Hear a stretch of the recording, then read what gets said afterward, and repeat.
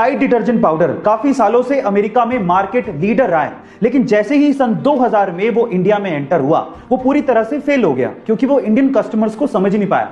Research करने पर पता लगा कि अमेरिका में ज्यादातर लोग वॉशिंग मशीन में कपड़े धोते हैं, तो उन्हें कोई फर्क नहीं पड़ता कि डिटर्जेंट पाउडर हाथ पे भी कोई फर्क डालता है क्या। लेकिन इंडिया में 80% से ज्यादा लोग हाथों से कपड़े धोते हैं, इसीलिए उन्हें फर्क पड़ता है। तो फाइनली टाइड सन 2009 में टाइड नेचुरल के साथ इंडियन मार्केट में उतरा, जो कि काफी ज्यादा किफायती था, बहुत अच्छा था, लेकिन सबसे इंपॉर्टेंट चीज वो हाथों के लिए सेफ भी था। फिर क्या था, 2 ही सालों में टाइड ने इंडिया में बहुत बड़ा मार्केट कैप्चर कर लिया और आज टाइड नासा के साथ मिलकर स्पेस में पहली एस्ट्रोनॉट्स के लिए लॉन्ड्री बनाने जा रहा है। गाइस, अगर आपको बिजनेस में सक्सेसफुल होना है तो आपको अपने कस्टमर्स को समझना पड़ेगा। ऐसे अमेजिंग वीडियोस के लिए शेयर, सब्सक्राइब एंड लाइक। मिलता है अगली वीडियो में।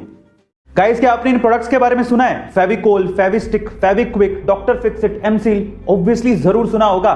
लेकिन क्या आपको पता है कि सारे के सारे प्रोडक्ट एक ही कंपनी ओन करती है जिसका नाम है पीडीलाइट इंडस्ट्रीज। और पीडीलाइट इंडस्ट्रीज के फाउंडर और ओनर है मधुकर पारिक, जो कि पूरे इंडिया के 70वें सबसे अमीर आदमी हैं, जिनकी नेटवर्थ 13,000 करोड़ से भी ज्यादा है। अब आप लोग सोच रहे होंगे कि शायद मधुकर पारिक जी पुश्तैनी रईस रहे होंगे, लेकिन ऐसा नहीं है। मैं आपकी जानकारी के लिए आपको बता दूं कि एक समय ऐसा था जब मधुकर पारिक जी मुंबई में एक लकड़ी व्यापारी के यहां पर पियोन की तरह काम करते थे।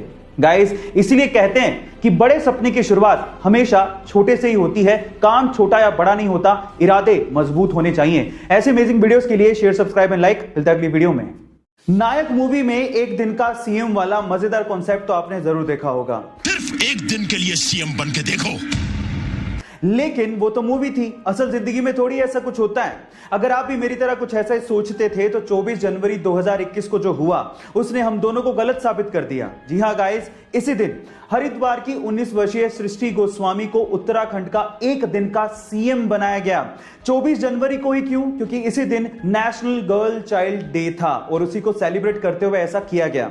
इसके पहले 2018 में सृष्टि गोस्वामी को बाल विधानसभा में कानून निर्माता भी चुना गया था। हाल फिलहाल रुड़की में सृष्टि गोस्वामी बीएससी एग्रीकल्चरल की स्टूडेंट है ना ये अमेजिंग फैक्ट। गाइस, ऐसे अमेजिंग फैक्ट्स के लिए यूट्यूब पे हमारे चैनल को सब्सक्राइब कर लीजिए और अगर आप इंस्टाग्राम पे देख रहे हैं तो मुझे फॉलो करना मत भूलिएगा। मिलते हैं अगली वीडियो में।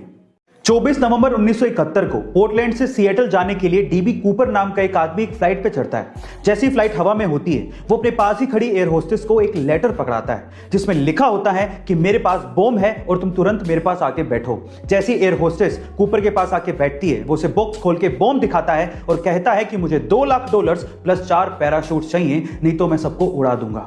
शाम होते ही फ्लाइट जब सिएटल पे लैंड करती है तो डिमांड के मुताबिक $2 लाख प्लस 4 पैराशूट को दे दिए जाते हैं। फिर वो उसी फ्लाइट पे बैठता है, फ्लाइट उड़ती है, उसके बाद वो पैराशूट पहनता है और फ्लाइट से कूद जाता है। उसके बाद से लेके आज तक किसी ने भी डीबी कूपर को दोबारा नहीं देखा।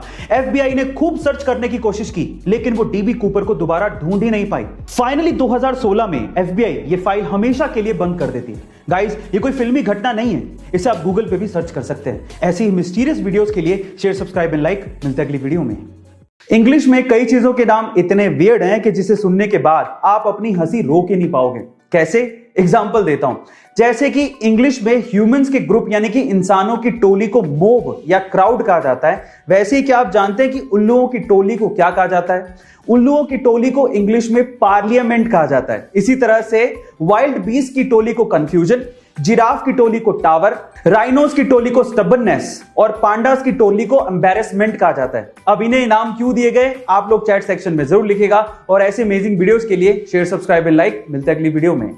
सब कुछ ठीक हो जाने के बाद अगर आप बाहर घूमने की प्लानिंग बना रहे हैं और अगर आपको एक अच्छा होटल सस्ते दामों में चाहिए तो आपके लिए मेरे पास कुछ सुपर टिप्स हैं। सबसे पहले तो आप होटल में सुबह फोन करके रूम कभी बुक ना करें क्योंकि सुबह के टाइम बहुत कस्टमर होते हैं, आपको महंगे दामों में ही रूम मिलेगा।